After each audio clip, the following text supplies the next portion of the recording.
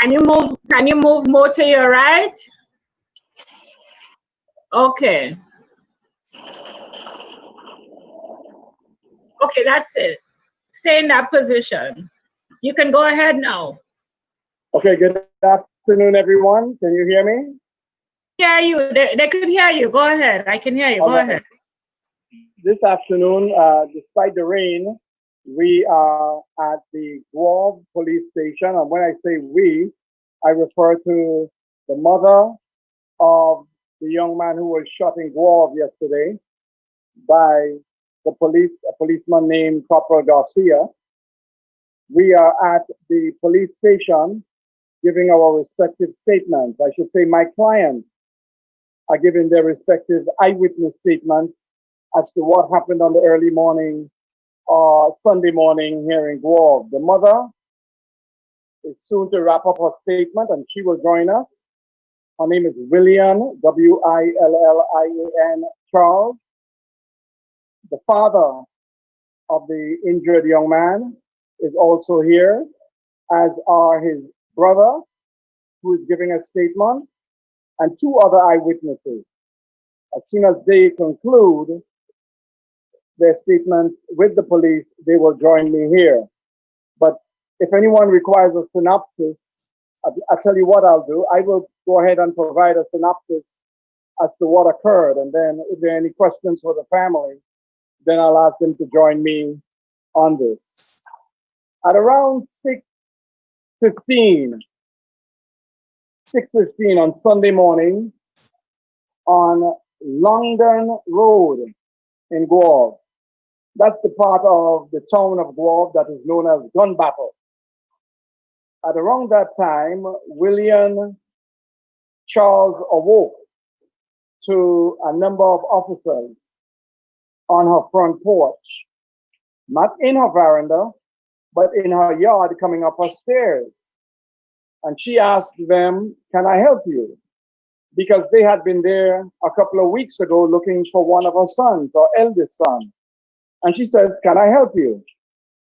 And the officer, three officers, one of them said, "Well, we're here to speak to their son." And she said, "Can you tell me why?" The officers did not reply. Instead, one of the female officers tried to push open the gate that led onto her veranda. And like any good homeowner, any responsible homeowner, Miss Charles tried to close her door. There were words exchanged between the female officer and Miss Charles, who said, "You cannot come into my house if you do not have a warrant to come in." Miss Charles, would you join me, please? Come.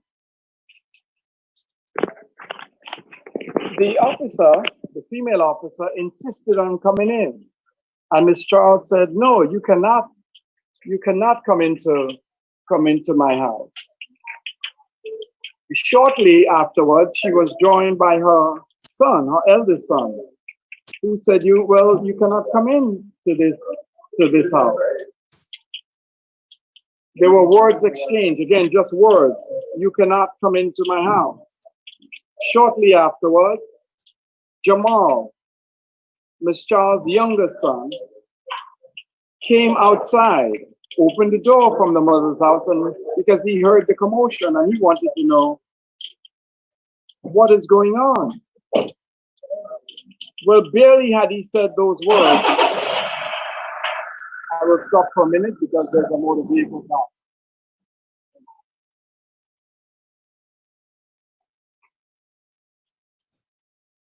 Barely had young Jamal said those words when a gunshot was fired in his direction. Actually, the mother screamed in fear because she thought she was going to be wounded. She thought she was going to be injured. And you can imagine she's here with me and reliving this. I think she really just does not want to relive this again. But Jamal was shot by a policeman who was at least 6 feet away from him. Not even close. He was no threat to the officer. but he found himself. Mr. Charles, stand over there where it's dry, okay? Don't cry there, don't cry. And so, simple as it sounds, and that's the truth of what happened. That's the manner in which young Jamal found himself on a hospital bed at the General Hospital with a bullet in his upper thigh, fired from the gun of Officer Garcia. Now, I must say that ASP Superintendent Cohen, the head of the Community Relations Office, as well as the Commissioner, they have assured the family, and they've assured me that an investigation has swiftly begun. But I want to point out something that I think we should critique going forward. That is, where there are police shootings in the future, I would like to suggest that the policeman, without any finding of guilt or culpability or liability on the part of that officer, he should be suspended with pay, mind you, because there's no finding by anybody, any group, any organization that that officer has committed any wrong, because he has not. At least so far, an investigation has not done that. But in our business in the law, it is important that justice is not simply to be done, but it must be seen to be done. So I think an officer in the future, and this is a recommendation, I would humbly suggest that the Commissioner's office consider, suspend the officer, take his firearm, and send him on leave. Or here, I think it correctly, if I may say so, the officer is then put on administrative duty. The other thing I have a problem with, and I think the public may, and you in the media may want to comment on this, is the process. Just let me stop for a moment. Yes, it's the process that allows the police to investigate themselves. The police should not be investigating this. We have a director of public prosecutions who should be able to put together independent investigators to look into police shootings whenever they occur. I think that's the best process we should follow. Now, that's all I have. Anybody has any questions for the mother? She is here, and I would like her, I'm going to walk over to her because the rain has stopped. Ms. Charles? Yes, I agree. As I said, Miss, absolutely. I will. And they still want the after done, so when you're done, I will. Absolutely. I will. The circumstances of this, now you could imagine, Ms. Charles was standing in front of her son, more than 6 feet away. The officer, we are told, who shot Jamal was at least 6 feet away. There was no interaction, there was no threat, there was no attempt by Jamal to lunge or to cause the officer any harm. Soon as Jamal came out of his mother's house to ask, what is this commotion here in the morning, a little after 6:15, soon as he emerged from the house, the officer, who was not even in the veranda, while standing not on the landing, but on a stair, a treader, leading up to the landing, outside of the veranda, drew and fired his weapon at the young man. In fact, the mother's fear was that she, as I indicated earlier, was that she had been shot. Except she turned around and her son, she said, she just told the officer, she said, I heard my son say, oh God, mommy, oh God, daddy, and then he collapsed in a pool of blood. You can understand her emotion at this point. If there are any questions for me, I'll be able to take it now.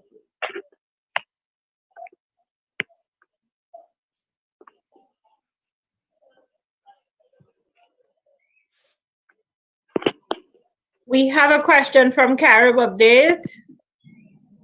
You want to know what is the atmosphere like in Gouyave today?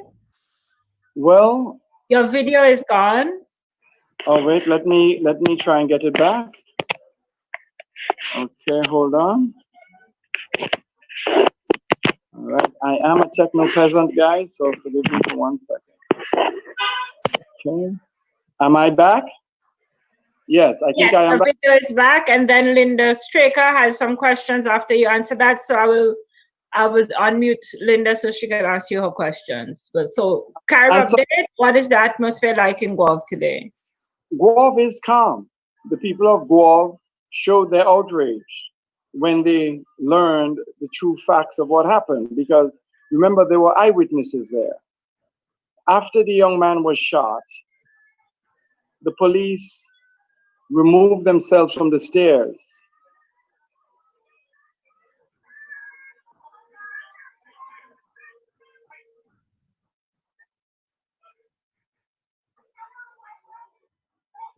But gathered because they heard this unusual sound. They heard this gunshot from a 9mm weapon. They rushed up to the family's house because they heard Mrs. Charles screaming. The outrage that followed, which we all saw on social media, was a reaction to that. But the people of St. John's are not irrational. They have now gone back to their normal lives, but make no mistake, they are waiting for justice to happen. They are awaiting the outcome of the investigation to ensure that justice follows where truth leads it. So to answer Carib Update, it is quite calm in Gouyave this morning, but the tension is in the air.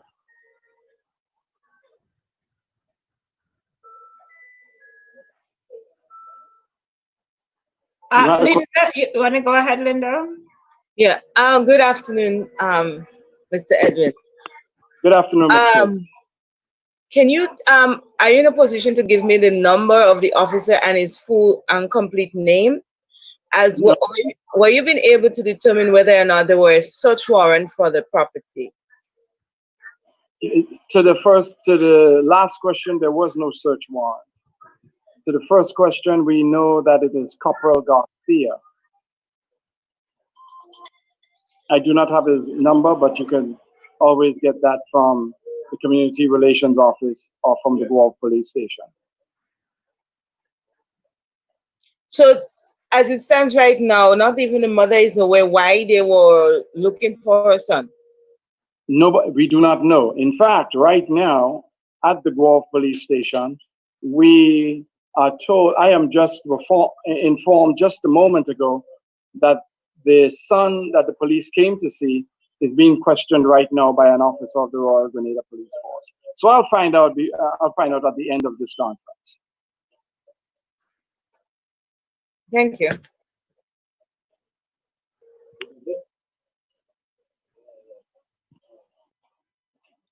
Miss John, you can unmute your mic and go ahead with your question.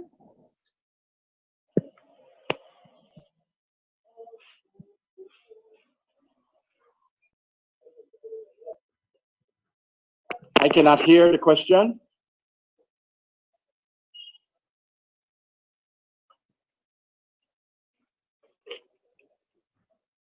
I'm sorry, I cannot hear the question. If you can relay to me what Ms. John is asking, please. She did not say. Miss John, what is your question, please? Can you put it in the chat? Because we're not hearing you.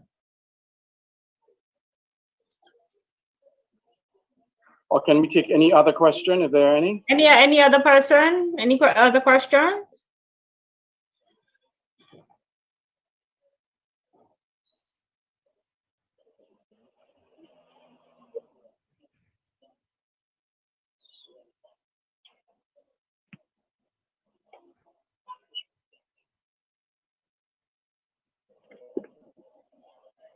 Are there any other questions?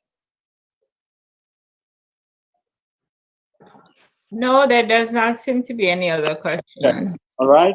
Well, we will end it here. And if anyone wants to reach me, they can do so. I'll give you my mobile. If you have any follow-up, it is 407-0997. You can reach our office at 435-3336. Thank you very much for your patience with us. Thank you very much. Oh, I'm sorry, there's someone named, did I miss a question? Did I miss Ms. John's question? Miss John, what is it you wanted to ask? Type it up for us because I'm not hearing you. You wanted to ask what? Sorry?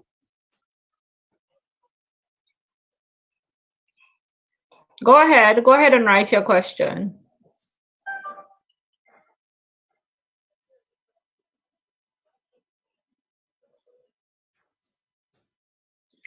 Miss John Yes, wants to know if the yes. young man is still hospitalized. Yes, the young man, yes, Ms. John, he's still at the general hospital, and prayers are answered. The young man is recovering. We do not have any other information, but yes, he is recovering. He is recovering at the hospital. His mother and father are leaving here to go to see him at the hospital, but yes, he's recovering. And no, the officer, to your question as to whether the officer has been suspended, that's something I think that it's a protocol I think that should be put in place whenever there are police shootings in the future. It's not a finding of guilt, but I think the police have an obligation to the public who they serve to say that during the pendency of this investigation, that this officer, we're not saying that he's liable, culpable, guilty. We're simply saying that he's going to be suspended pending the outcome of our investigation. But that is not the protocol which is currently followed by the Royal Grenada Police Force, although I'm informed that this is something they are looking at. Because this is not a moment where the police, this is not a proud moment for the police. Let me just add this. This is the sentiment of the police, that they express sincere grief that this has occurred. And as a show of how transparent and accountable they intend to be, we are also informed that none of the officers from the Gouyave police station are in fact involved in this investigation. It is the Community Relations Office at St. George's under the leadership of Superintendent Cohen that is leading this investigation. They want to be assured and want to give the public full assurance that this process is being undertaken out of their offices. Notwithstanding that, I still take the position that the police should not be investigating the police whenever there is a shooting of a civilian. I think the Director of Public Prosecutions should put a team together led by his office whenever there's a police shooting. That's just my observation. Ms. John question continues. Was he the original person that the police wanted to see? The young man who was in fact shot was not the person that the police came to interrogate or to, we don't know why the police were there. They said they wanted to talk to Mrs. Charles' eldest son. But no, he was not the one who was shot. He was in fact right there, an eyewitness, and saw his brother being shot for reasons that are extremely unclear. At this point, I would say unwarranted. Jamal Charles, young Jamal Charles, never posed a threat to the police officer who shot him. Never made a move, an aggressive move toward the police. We are extremely surprised, and the family is aggrieved that such an incident could occur in front of a mother seeing a son shot, a bullet fired in her direction. It's Sometimes words fail, and this may be one of those occasions.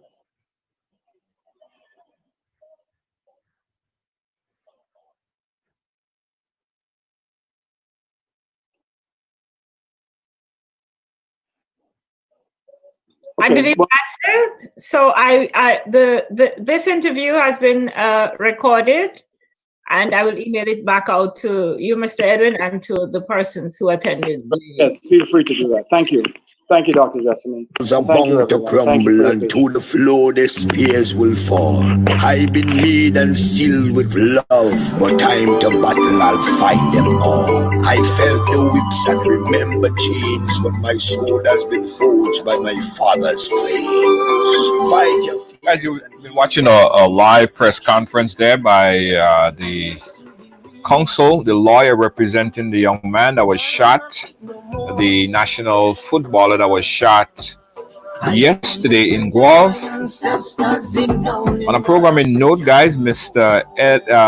Jerry Edwin will be our guest today on Ride Along, coming up at 6 p.m. We're going to get further in-depth details as to the incident, this particular incident. He would also make comments on the topical issue of Mr. Evan Smith, in addition to his other client, Akeem Andrew. He would also speak about his other client's additional charges that was filed against his other client, Akeem Andrew, in this particular case. So join us again later this afternoon, guys, at 6 p.m. for Ride Along Live, where Mr. Edwin would be our guest, dealing with all the issues right here on Ride Along Live. Tell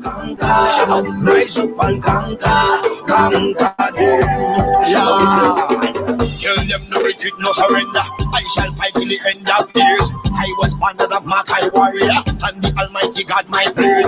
Fire burn all Satan carrier. Father loose all shackles and chain. This morning first thing as I wake up, King David turns some to the brain. Don't let your courage go down, keep it up. And if your heart rip up and stitch it up, don't let your faith them fall, pick it up. When my cup was empty, God fill it up. Don't take the devil contract, rip it up. And if your bad mind people to go meet it up, pass me the Congo drum and let me beat it up. God on my side, me no give it up. No weapon that form against us